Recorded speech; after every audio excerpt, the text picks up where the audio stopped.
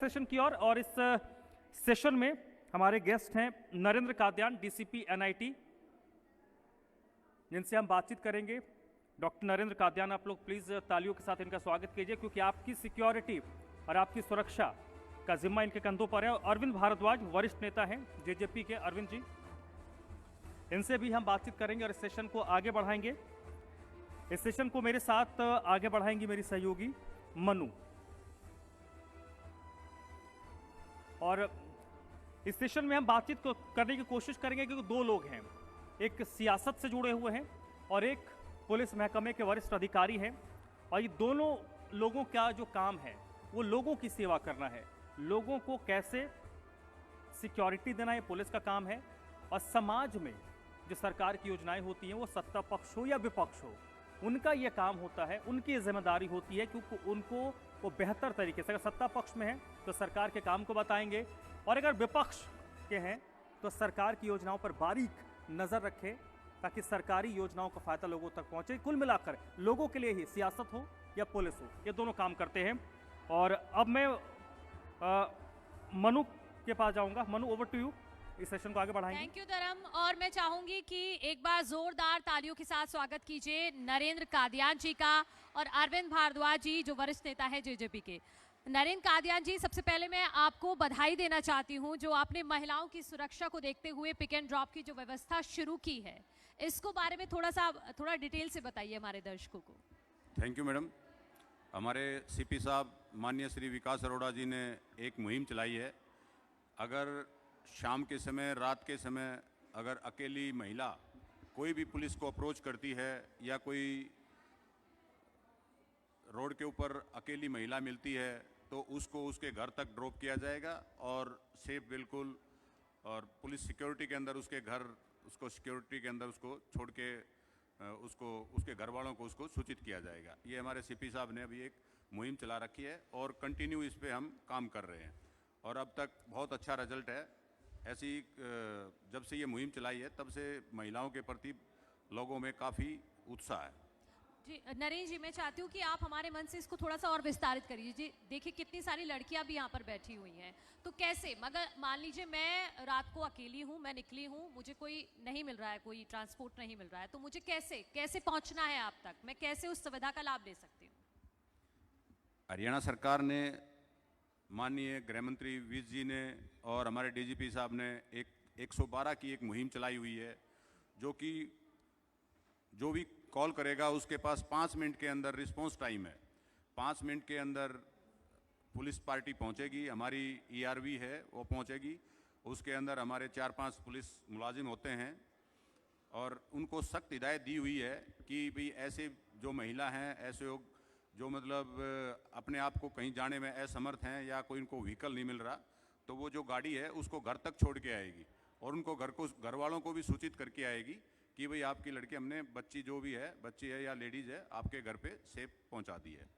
ये मुहिम जो ना अभी फरीदाबाद में चलाई है हमारे सीपी साहब ने, और बाकी जो 112 की जो सुविधा है वो अनिल विज जी ने, गृह मंत्री हरियाणा सरकार ने और डीजीपी साहब ने ये काफ़ी समय से चला रखी है, तकरीबन 1 साल से, और इसका बहुत अच्छा रिस्पॉन्स है। क्राइम पे भी, स्पॉट पे भी विद इन 5 मिनट पहुंचती है, और ऐसे जो इंसिडेंट होते हैं उन पे भी 5 मिनट के अंदर अंदर पुलिस पार्टी वहाँ पहुँच जाती है, जो कि जनता के अंदर काफ़ी इसका रिस्पॉन्स है।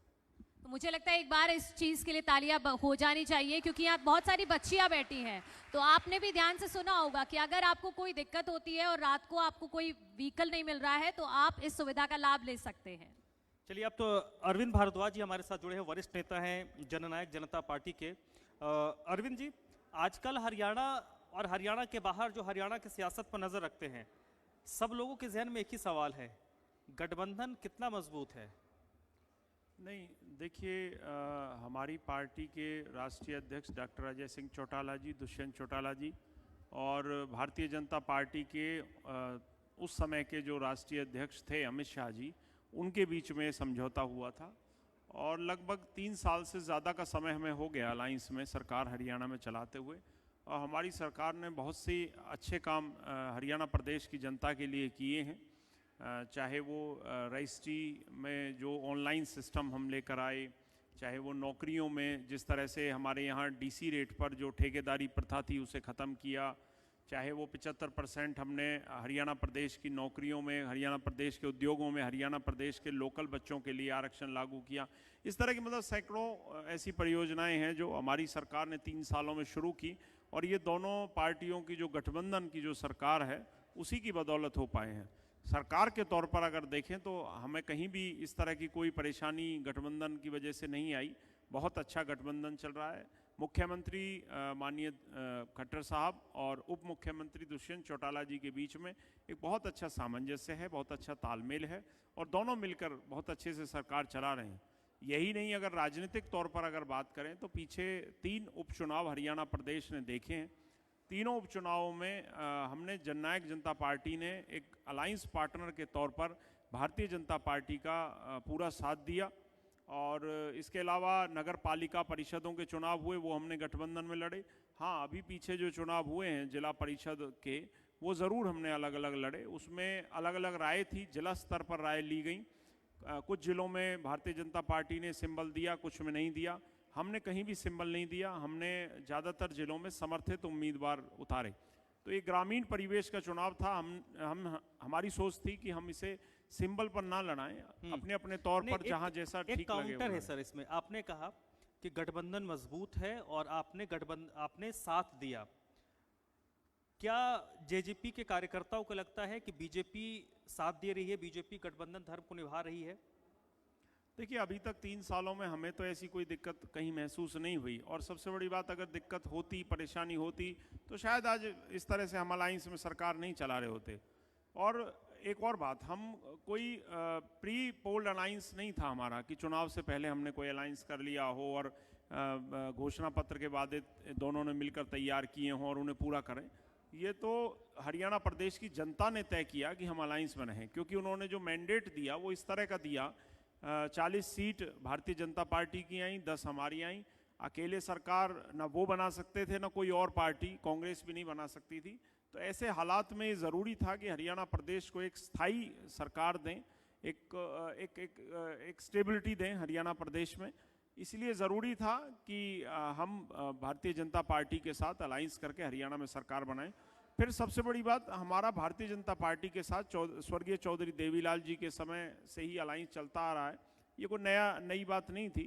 वैचारिक जो थोड़ा सा सभी के अपने अलग होते हैं विचार, परंतु फिर भी हमारे विचार कहीं ना कहीं पहले से ही मिलते रहे हैं, साथ हम रहे हैं, पहले भी साथ काम किया है, पुराना अनुभव हमें है, तो ऐसी कोई दिक्कत हमें महसूस नहीं। तो आपने उनके खिलाफ ही चुनाव प्रचार कर, तभी कौन से चुनाव में? पूरे चुनाव में जब विधानसभा का चुनाव था उस दौरान पूरे प्रचार प्रसार में तो आपने उनके खिलाफ चुनाव लड़ा। बिल्कुल, मैंने ये कहा आपसे कि हमारा प्री पोल अलायंस नहीं था, पोस्ट अलायंस था हमारा। तो उसमें तो देखिए हम दोनों अलग खड़े थे। हो सकता है कल को भी जो चुनाव हो, हमारी तो सोच यही है कि हम इकट्ठे लड़ें। हो सकता है हमें अलग अलग भी लड़ना पड़े, तो हम उसके लिए भी तैयार हैं। वो जो भी राजनीतिक स्थितियां होंगी, और सबसे बड़ी बात है जनता क्या चाहती है। अगर जनता ये चाहती है कि हम साथ में बैठकर सरकार चलाएं तो हम साथ चलाएंगे। जनता चाहती है कि हम विपक्ष में बैठें तो हम विपक्ष में बैठेंगे। ठीक है। नरेंद्र कादियान जी से अब एक सवाल सर, क्योंकि इस हमारे कार्यक्रम का नाम है लीडरशिप कॉन्क्लेव, आप एक लीडर हैं, डीसीपी के नाते आपके अंतर्गत सैकड़ों जवान हैं जिस टीम को आप लीड करते हैं। युवा पीढ़ी को आप कैसे मोटिवेट करेंगे, और पुलिस को लेकर एक जो छवि है उस छवि को सुधारने की दिशा में फरीदाबाद पुलिस, हरियाणा पुलिस कैसे काम कर रही है? सबसे पहले तो मैं ये कहना चाहूँगा मीडिया के माध्यम से, आप लोगों के माध्यम से, जो आजकल हमने फरीदाबाद में सीपी साहब के आदेश से नशा के खिलाफ जो मुहिम चलाई हुई है, उसमें जो फरीदाबाद की जनता है, जो नवयुवक हैं, वो हमारा साथ दें। जगह जगह जाके हमने सेमिनार किए हैं, कैंपेन चलाया है कि नशा के प्रति अवेयर के लिए काफ़ी इसमें अभियान चलाए हमने। और जो नशा के जो कारोबार करते थे, जो नशा करते थे, उनकी हमने काफ़ी प्रॉपर्टियां को डिमोलिश किया है। पीछे लगभग हमने जो ना कम से कम उनकी 50-60 करोड़ की प्रॉपर्टी को तहस नहस किया है। और ये सरकार ने, हरियाणा सरकार ने बहुत अच्छी मुहिम चलाई थी। इसमें सबसे पहले हमने फरीदाबाद में ही ये काम शुरू हुआ था, जो कि आज तक हमारा कंटिन्यू चल रहा है। और नशा के खिलाफ लगातार हम अभियान चलाते रहते हैं। और अभी फ़िलहाल 4 दिन पहले भी डीजी साहब ने एक हमारा क्लीन अप एक अभियान चलाया था, जिसमें हमने तकरीबन 200 अपराधियों को एक दिन में इस्लाह के पीछे किया था। ये आपके माध्यम से मैं यही कहना चाहूँगा कि जो ट्रैफिक के जो रूल एंड रेगुलेशन हैं उनको पूरी प्रॉपर तरह से पालन करें, क्योंकि कई बच्चे बगैर हेलमेट के निकलते हैं कि भाई हमने जो ना थोड़ी दूर जाना है, तो उसमें कोई कैजुअल्टी हो जाती है तो हेड इंजरी होकर उसकी डेथ हो जाती है। तो इस तरह का जो ना रूल ट्रैफिक के जो नियम है उनकी भी पालना की जाए, और जो नशा के खिलाफ जो अभियान चला रखा है उसमें हमारा सहयोग दें।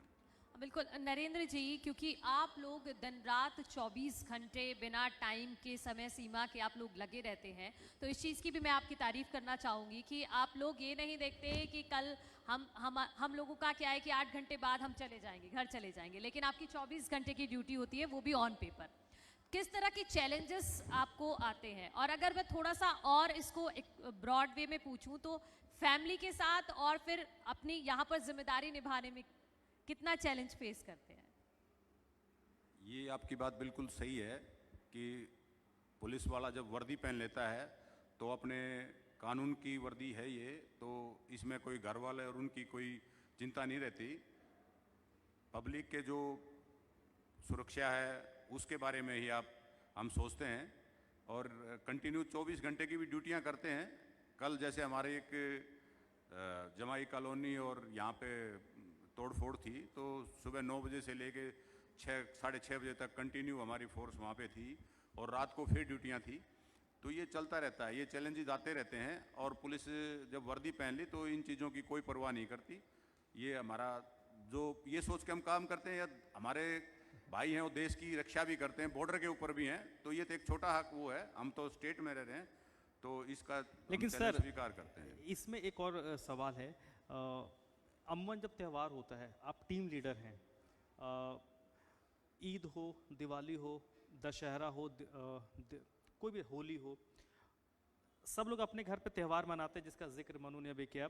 परिवार के साथ वो त्यौहार मनाते हैं, लेकिन पुलिस वाले ड्यूटी पर होते हैं, तो उस वक्त जो मेरी जानकारी भी है सर, बड़ी छुट्टियों के एप्लीकेशन आते हैं। आपको लॉ एंड ऑर्डर मेंटेन करने के लिए फिर छुट्टियां कैंसिल भी करनी पड़ती हैं। ज़्यादा से ज़्यादा जवान ड्यूटी पर हैं, आप लोग भी मूवमेंट में रहते हैं। मैं आपसे जानना था, अपनी टीम को कैसे मोटिवेट करते हैं उस फेस्टिव सीजन में, जब सब कुछ आता है कि मैं अपने परिवार के साथ रहूं, वहाँ पर आपकी जिम्मेदारी बढ़ जाती होगी। जैसे कोई त्यौहार आता है, होली दिवाली आती है, तो पुलिस की बहुत ज़्यादा रिस्पॉन्सिबिलिटी हो जाती है। और जो भी एसएचओ है एरिया का, एसीपी है, डीसीपी हैं, सीपी साहब हैं, वो सब यही सोचते हैं कि भाई मेरा त्यौहार वाले दिन बिल्कुल पीसफुल रहे, कोई ना कुछ कैजुअल्टी होए। तो इस करके जो ना हम अपनी ड्यूटी पर बिल्कुल सही तरीके से और चुस्त रहते हैं कि भाई हमारे एरिया के अंदर शांति रहे। और अपने एरिया के अंदर शांति है तो वही हमारा त्यौहार है, उसी को हम अपना अच्छा त्यौहार मानते हैं। भाई आज हमारा त्यौहार बगैर कैजुअल्टी के, बगैर पीसफुल निकला है, तो यही हमारे लिए बहुत ही खुशी की बात होती है। घर वाले शिकायत नहीं करते हैं कि आप तो साहब हैं, छुट्टी ले सकते हैं? वो सब सहन करना पड़ता है। घर वाले भी शिकायत करते हैं, बच्चे भी शिकायत करते हैं कि भाई आप जो औरों की फैमिली होती है उस तरह हमारे को ट्रीट नहीं होता हमारे साथ, तो ये सब सहन करना पड़ता है, और ये आप लोगों के सहयोग से सब ठीक चलता रहता है। अरविंद जी, आपसे मैं अगला सवाल, वो भिवानी में कल जेजेपी की एक भव्य रैली का आयोजन किया गया, और वहीं से कई वादे भी करके गए हैं दुष्यंत चौटाला जी हरियाणा की जनता से। 5100 पेंशन करने की बात हो, या फिर और भी कई जिक्र उनकी तरफ से किए गए हैं कि खिलाड़ियों के लिए मेडिकल पॉलिसी बनेगी।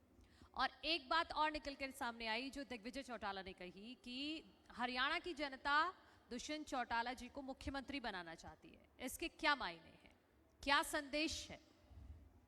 देखिए, पहले तो मैं आपके चैनल के माध्यम से हरियाणा प्रदेश की लगभग 2.25-3 करोड़ की जो हमारी आबादी है, हमारा जो जनता है, उन सबको बधाई देना चाहूँगा कि कल का जो कार्यक्रम था, जननायक जनता पार्टी का स्थापना दिवस, 5वां स्थापना दिवस था, वो बहुत ही शानदार रहा। लाखों लोग उस कार्यक्रम में पहुँचे, और एक सबसे बड़ी बात ये थी कि इस सरकार को बनने के बाद पिछले 3 सालों में, इन 3 सालों की सबसे बड़ी रैली हरियाणा प्रदेश की मैं इसे मानूंगा।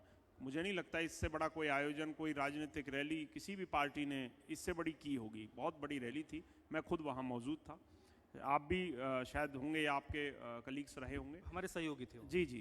तो ये एक मैसेज था। देखिए, राजनीतिक कोई भी गतिविधि होती है, कोई रैली, प्रदर्शन, प्रोग्राम, फंक्शन, कुछ भी होता है, उसका एक राजनीतिक मैसेज होता है। और वो मैसेज ये था कि ये अमूमन ये माना जाता है कि सरकार बनने के बाद उनकी एंटी इनकम्पेंसी होती है, मतलब विरोध बढ़ता है किसी भी पार्टी के प्रति, और जनता में जो जोश होता है सरकार बनने से पहले, बनने के बाद वो जोश कम होता है। परंतु कल हमने जो देखा वो एक बिल्कुल विपरीत चीज़ थी, बिल्कुल अपोजिट चीज़ थी। बड़े जोश के साथ लोग नाचते गाते, महिलाएं गीत गाती हुई वहाँ रैली में आ रही थी। तो वो कहीं ना कहीं है कि ये राजनीतिक संकेत वो लोग दे गए कि उप मुख्यमंत्री दुष्यंत चौटाला जी के नाम के आगे जो उप लगा हुआ है मुख्यमंत्री से आगे, उसे हटाकर ये प्रदेश की जनता अब उन्हें मुख्यमंत्री के रूप में देखना चाहती है। और उन्होंने उस बात को साबित भी किया है। जिस तरह से 25 साल, 25.5 साल की उम्र में एक सांसद बनकर उन्होंने काम किए, प्रदेश के बहुत से मुद्दे ऐसे थे जिस पर आज तक कोई नहीं बोला, उन्होंने बोला। और ट्रैक्टर पर जो टैक्स लगा वो उन्होंने हटवाने का काम किया। उससे फ़ायदा सिर्फ प्रदेश को नहीं बल्कि पूरे देश के किसानों को हुआ। तो उन्होंने जो 5 साल में काम किया, उसके बाद फिर उप मुख्यमंत्री 31.5 साल की उम्र में वो हरियाणा प्रदेश के उप मुख्यमंत्री बने। और पिछले 3 सालों में बहुत बड़े काम उन्होंने किए। जैसे कि मैंने अभी जिक्र किया था 75% आरक्षण, वो एक नई पहल थी हरियाणा प्रदेश के लिए। जिस तरह से ताऊ देवीलाल जी ने बुढ़ापा की पेंशन बांधी थी 100 रुपये से, उसी तरह का एक ऐतिहासिक कदम है जो आने वाली हमारी पीढ़ियों के लिए बड़ा फायदेमंद होगा। और वो जल्द लागू होने जा रहा है, क्योंकि हाई कोर्ट्स में वो पेंडिंग है, वहाँ से डिसीजन आते ही वो लागू होगा। इसी तरह के और बहुत से काम किए। 2 और घोषणाएं, क्योंकि मैडम बात कर रही थी कि आगे के लिए घोषणा की।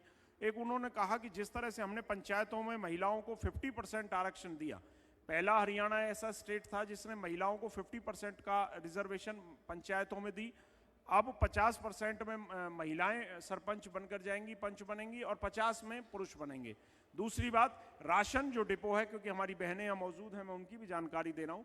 राशन डिपो जो है प्रदेश में, उनमें 33% आरक्षण महिलाओं को दिया कि राशन डिपो जो खुलते हैं, जो होल्डर है, जो चलाते हैं उन डिपोज को, उनमें 33% महिलाएं अब राशन डिपो को चलाएंगी।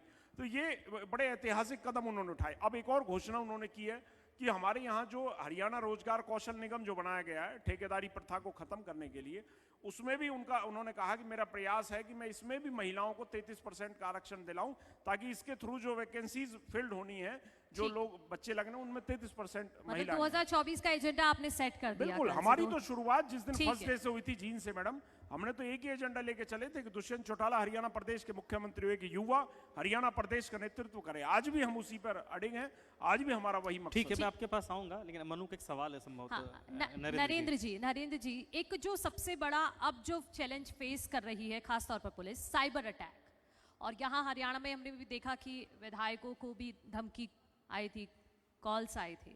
तो ये कितना चैलेंजिंग है और हम कितना इसमें फॉरवर्ड हो पाए हैं अभी? क्या जितना अपराधी ट्रेंड हो रहा है, अपराधी जितना हम बोले हाईटेक हो रहा है, उतनी हमारी व्यवस्थाएं हाईटेक हो रही हैं? हाँ, ये बिल्कुल आज के टाइम में जो सबसे बड़ा चैलेंज है पुलिस के लिए, ये साइबर क्राइम का ही है, साइबर फ्रॉड का है। ये जो अपराधी हैं, ये मतलब दूसरे कंट्री में बैठ के और कॉल को ऐसा मतलब डाइवर्ट करके ऐसी कोई साइबर फ्रॉड करते हैं जिसको पकड़ने के लिए बहुत ही काफ़ी मेहनत करनी पड़ती है। लेकिन इसमें हमारे साइबर थाने खुले हुए हैं, जगह जगह साइबर थाने, जैसे 3 फरीदाबाद में है, पूरे हरियाणा स्टेट में हर डिस्ट्रिक्ट में साइबर थाने खोले गए हैं और उसमें काफ़ी बड़ी तैनाती की गई है और साइबर के उनके कोर्स भी कराए जाते हैं बार बार, और पब्लिक को भी अवेयर किया जाता है भाई कैसे किस तरह के फ्रॉड होते हैं। जैसे कॉल आती हैं, बैंक से कॉल आ जाती है फ्रॉड, भाई किसी बैंक कोई कोई मैसेज आता है कि भाई आप बिजली का बिल भर दीजिए, उस पर जैसे ही क्लिक होती है उसका सारा पैसा बैंक से उड़ जाता है। तो इस तरह के भाई OTP ना बताएं, इस तरह के बार बार जो है ना हमारे कैंपेन चलते रहते हैं और साइबर के बारे में अवेयर करते हैं कि भाई इससे थोड़ा सा आप OTP ना बताएं। तो इस तरह की बार बार कैंपेन से पब्लिक अवेयर है। अभी ये चैलेंजेज है, सबसे बड़ा साइबर फ्रॉड का ही चैलेंजेज है हमारे सामने। अरविंद जी कुछ कहना चाहते जल्दी से? साइबर क्राइम पे मैं भी कुछ बोलना चाहूँगा। एक्चुअली मैं पॉलिटिक्स के साथ साथ कंप्यूटर्स का स्टूडेंट रहा हूँ, कंप्यूटर इंजीनियरिंग मैंने की हुई है। तो ये जो साइबर क्राइम है, ये दो तरह का बेसिकली, जो जैसे मैडम अभी पूछ रही थी, सर जो बता रहे थे अभी कादियान साहब, कि जिस तरह से जो फ्रॉड किए जा रहे हैं वो देश के अंदर भी और बाहर से भी होते हैं। ये एक बिल्कुल सही बात है और सबसे बड़ी प्रॉब्लम यही है कि उन लोगों को ट्रेस करना और ट्रेस करके फिर उन्हें अरेस्ट करना एक बड़ा चैलेंज होता है। फिर भी मैं बधाई दूंगा हमारी हरियाणा पुलिस को कि हमारी पुलिस ने इसमें काफ़ी एक डेवलपमेंट की है। और आसान नहीं है अब कि हरियाणा पुलिस से कोई बच जाए, क्योंकि हमने बहुत से केस ऐसे देखे जिनका चंद घंटों के अंदर या 2 दिन 4 दिन के अंदर अंदर उन्होंने केस रिजॉल्व किए और उन्हें अरेस्ट किया। एक और चीज़ है इसमें जो पीछे अभी आपने जिक्र किया था कि विधायकों को धमकियां, नेताओं को धमकियां आई थी। ऐसे भी केसेस हैं कि लोग बाहर विदेशों में, कहीं बैंकॉक में या कहीं दुबई में बैठकर वो वहाँ से धमकी दे रहे हैं। वो भी आसान नहीं है, एक बड़ी बात है। परंतु पीछे कुछ गैंगस्टर ऐसे थे जिन्होंने यहाँ क्राइम किए और वो बाहर बैठे हुए थे, उनको हमारी हरियाणा पुलिस ने अरेस्ट भी किया। तो बड़े अचीवमेंट है हमारी हरियाणा पुलिस के। और जिस तरह से साइबर थाने का जो जिक्र कर रहे हैं, क्योंकि एक दिक्कत एक आती है कि मान लीजिए गवर्नमेंट, क्योंकि सिस्टम गवर्नमेंट का है, पुलिस गवर्नमेंट से जुड़ी हुई है, तो मान लीजिए कोई आज एक नया सॉफ्टवेयर अपडेट होता है या कोई नई टेक्नोलॉजी आती है, उसका यूज़ करके कोई क्राइम कर रहा है, तो उसको एक अमली जाला पहनाने में, उसको इफेक्टिवनेस उसे बनाने में, प्रैक्टिकल लाने में एक टाइम गवर्नमेंट को लगता है कि यहाँ से प्रपोजल जाएगा हेड ऑफिस से, होम मिनिस्ट्री, वहाँ से सरकार को, मुख्यमंत्री के यहाँ से आएगा, फिर वो उसमें जो टाइम लगता है वो एक दिक्कत हमारे साथ ज़रूर रही है। परंतु फिर भी सरकार की ये कोशिश रहती है कि उन सब को रिजॉल्व करें और लोगों को, मतलब एक सही जस्टिस लोगों को मिल सके। चलिए, तो बहुत बहुत शुक्रिया, आप दोनों ने वक्त निकाला, वक्त की पाबंदी भी थी। नरेंद्र कादियान साहब, बहुत बहुत शुक्रिया सर, थैंक यू, आपने बिजी शेड्यूल से वक्त निकाला और धन्यवाद, अपने अनुभव हमारे साथ शेयर किया। अरविंद जी, आपका भी बहुत बहुत शुक्रिया। Thank you, thanks a lot. Over to you Hardik. बहुत बहुत धन्यवाद नरेंद्र जी और अरविंद जी हमारे साथ जुड़ने के लिए। साथ ही आज ये लीडरशिप कॉन्क्लेव हम यहीं पर समाप्त करने जा रहे हैं। जिस राज्य में कृत संकल्पित नेतृत्व करता हों और जिस राज्य में अंतिम पंक्ति में खड़े व्यक्ति के लिए नीति निर्धारण में खड़े होने वाले नेतृत्व करता हों, उस राज्य को शक्ति, ऐश्वर्य और विजय प्राप्त करने से कोई रोक नहीं सकता। और ऐसे ही नेतृत्वकर्ता अपने अपने क्षेत्र के नेतृत्वकर्ता आज इस लीडरशिप कॉन्क्लेव में हमारे साथ जुड़े। मैं धन्यवाद करना चाहता हूं सबसे पहले यहां मौजूद हमारे दर्शकों को, साथ ही वो दर्शक जो हमारे साथ टेलीविजन के माध्यम से जुड़े।